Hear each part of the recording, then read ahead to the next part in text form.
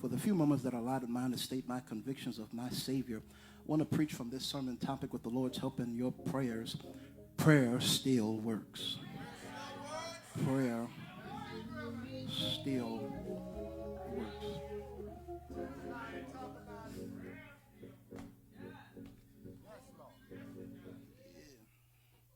It is known that in order to receive something, that you must say something.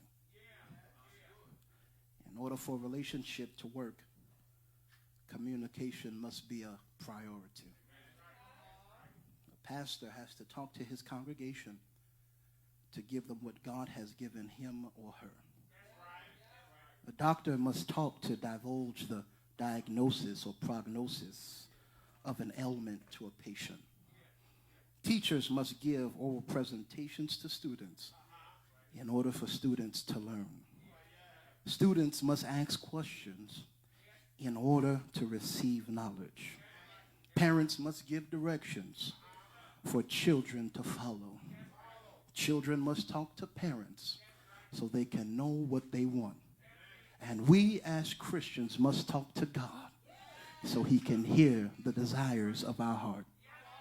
Children of God, my mission today, my sole argument of this sermon, and I can close this message right now, but I come today to tell you simply that prayer is the best communication between God and his people. When you understand the uniqueness of prayer, you have no other choice to be amazed that before phones, before wires, before text messages, before emails, before beepers, before pen and paper, prayer since the beginning of time has always been the key to communication with God. You know, growing up as a child, my mother taught me that if I wanted something from her, then I had to open my mouth and ask for it because she was not able to read my mind. But here is the crazy things, brothers and sisters, and can I submit to you that even though God does indeed know our thoughts afar off, even before we think them, he still wants to hear the desires of our hearts from our mouths. And I wonder, is there anybody here today, and if I can get 5 people, I'll make 6 that can testify and say there is something about telling God what you want rather than leaving it up to him to invade your thought process. It amazes me that some of us can tell the mechanic that we need new brakes, Deke. You know, some of us can tell the pharmacist that we need a refill on our prescription. You can even tell your child to clean your room. But for some reason, we cannot talk to God about anything.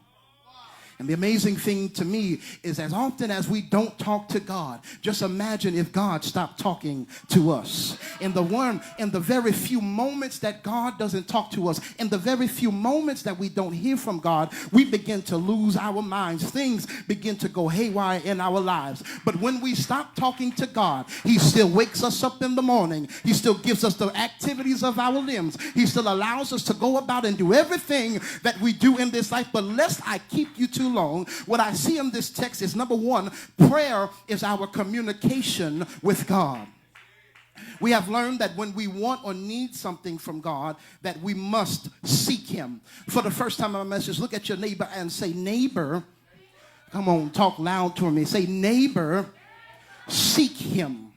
And that's why Psalm 63:1 says, O God, thou art my God. Early will I seek thee. My soul thirsts for thee. My flesh long for thee in a dry and thirsty land where no water is. The truth of the matter is that we ought to know by now when, where, and how to seek God. But can I be completely honest with you? And can you be honest with me? And can we be honest with ourselves? It's hard to seek a God whom you struggle in believing. It's hard to seek someone who you don't have a relationship with. How can you pray to God if you won't come to his house? How can you pray to God if you won't worship him? How can you talk to God if you have troubles believing him? Every time somebody says something negative about your God, it puts you in a state of limbo because you don't know which side to lean on. You got one foot in the church and one foot in the world. Your feet aren't planted, but I'm just like that tree in Psalms 1. I'm planted by the rivers of water. Why? Because even when I didn't talk to God, every time I needed something from him, every time I went without, God was right there. There was never a day where there wasn't food in the refrigerator, never a day where the bills weren't paid, and even when the bills were overdue, God still allowed me grace to do everything. But most importantly, it's amazing, our belief in him at times is feeble. It's faulty. And at times, it's failing. You know, God, he never really asks much of us. What he asks for is very simple, really. He asks for us to worship and to commune with him with a pure heart. There's Bible to back it up. John 4:24. And they that worship him must worship him in spirit and in truth. You know, KC, that's all he asks. And at times we all find ourselves doing everything else. Some of us break our backs trying to please people.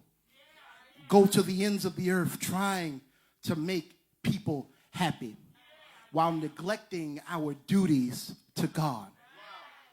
You will break the bank trying to impress some female, but you won't even drop down on your knees and say thank you to the Father.